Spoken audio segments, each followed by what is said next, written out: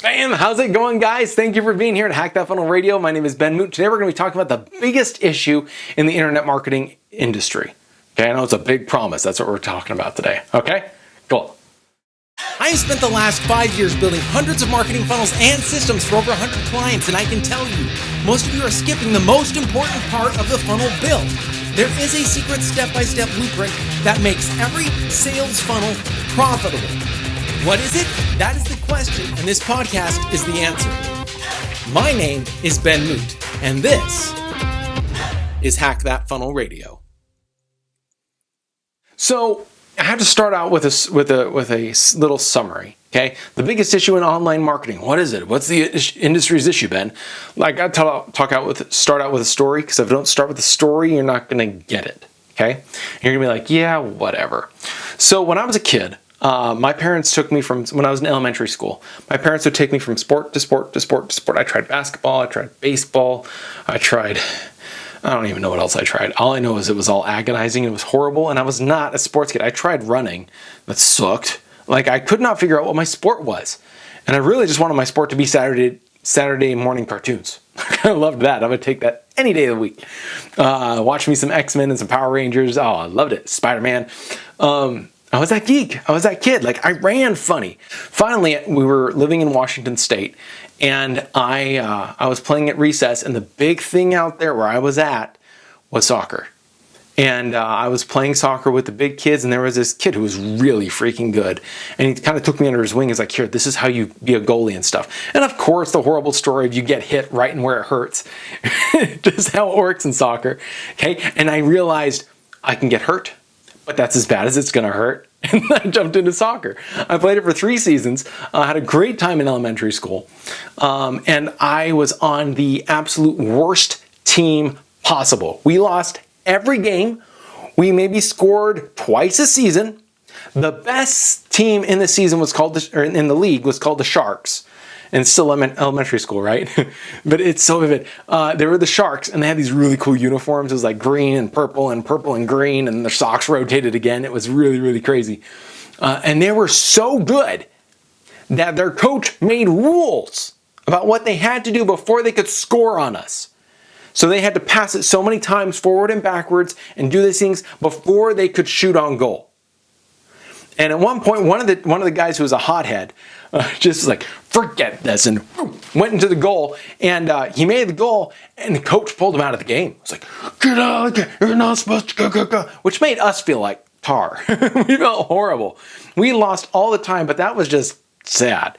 Okay, I loved the game. I still love playing. I love talking to the other team members. I was the dweeb kid. Well, our coach had enough. And our coach was like, you know what? I did this for my son. I'm burnt out. I'm done. And he got us all little pins. And those pins I still hold on to today. Well, all these other kids went and they started off their really cool team. They were supposed to be the best in the league. And they wanted to be the best in the league. They wanted to beat the Sharks.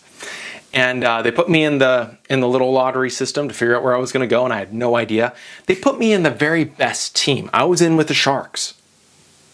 And I was the kid who couldn't play. Like, I sucked at this game. Like, in comparison.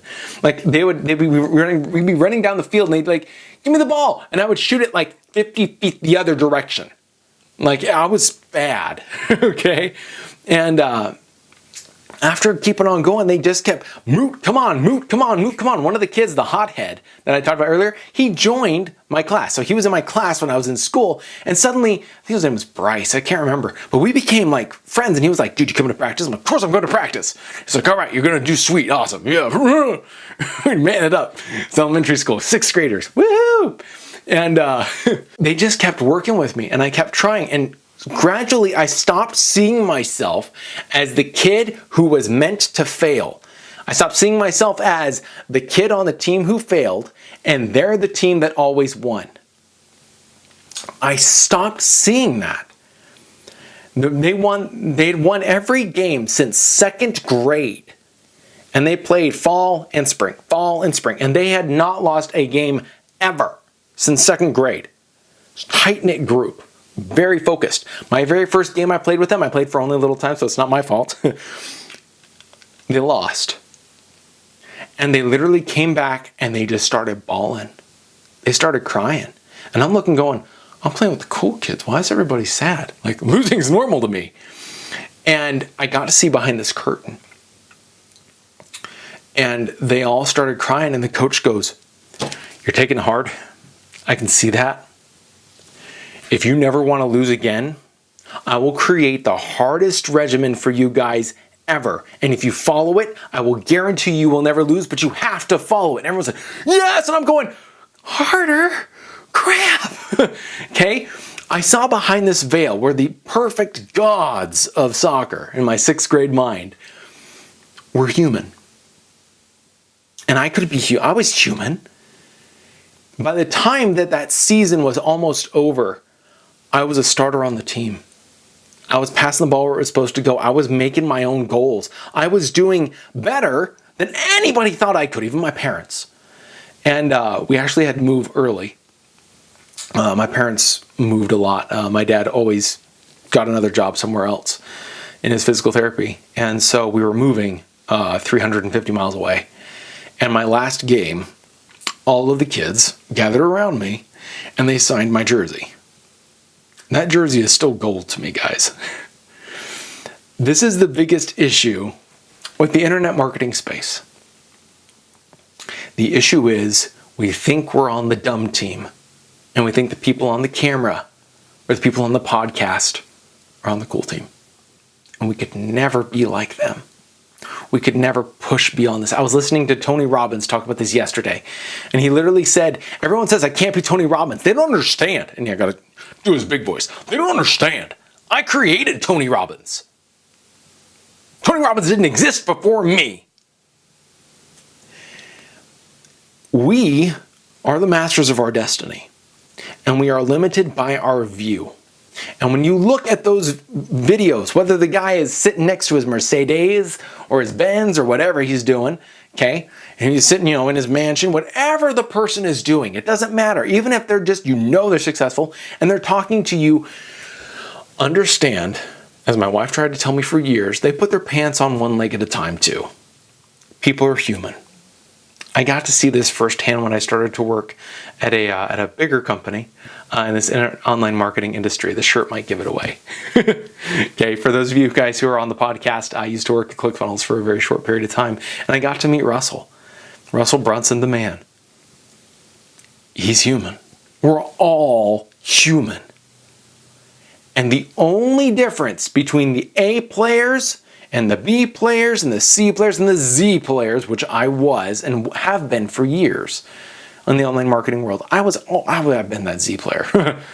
The only difference is how you perceive yourself. There is nothing different. The only difference is who is willing to push through constant pain and keep pushing. You make a decision, you move forward. The biggest issue with the online marketing industry is we're trying to sell wealth. And in selling wealth, we have to show that we have wealth. And in showing that we have wealth, we automatically take people and say, automatically people look and they go, I'm not that. And you sell the dream. But in truth, until you help people get over that hump of believing that they can be whatever that aspirational goal is, whether you're in wealth, whether you're in relationships, whether you're in health, whatever your niche is, until you can help people understand that they can be there too by seeing through the curtain. Pull the curtain aside. Let them see you cry. Let them see life happen. I promise when that happens, number one, they will follow you harder. You will build a culture that is unstoppable. Number two, you'll make more money. People buy from people they trust. But you have to be able to take that curtain back. I applaud those who have. That's the biggest issue with online marketing today. Done. End of story. If you could get that right, just about everything else can come pretty easily. There's an education process, absolutely. That happens in anything you do. You're going to suck at something for a while. But sucking at something does not mean you cannot make it. And you keep pushing and you keep focusing. You have tenacity, which is another thing my coach would yell at us. Tenacity, Moote. Tenacity was our call. You have to keep forward, pushing forward tenaciously. Believe you can get there. You can be one of the cool kids. You can be the cool kid on the team. You can be one of them. You can be just like them. Because at the end of the day, we're all human. That's the biggest issue with the online marketing industry. And bam! Thank you for being here. If you like this at all, it would mean so very much if you could leave a review. Whether you're on iTunes, Google Play, Spotify, SoundCloud, YouTube, or wherever you are. Leave a quick review and let me know what your favorite story has been, or what you've learned that's been most impactful. It takes less than a minute, and it would literally mean the world to me. Go leave a real quick review, and I'll be working on the next episode for you.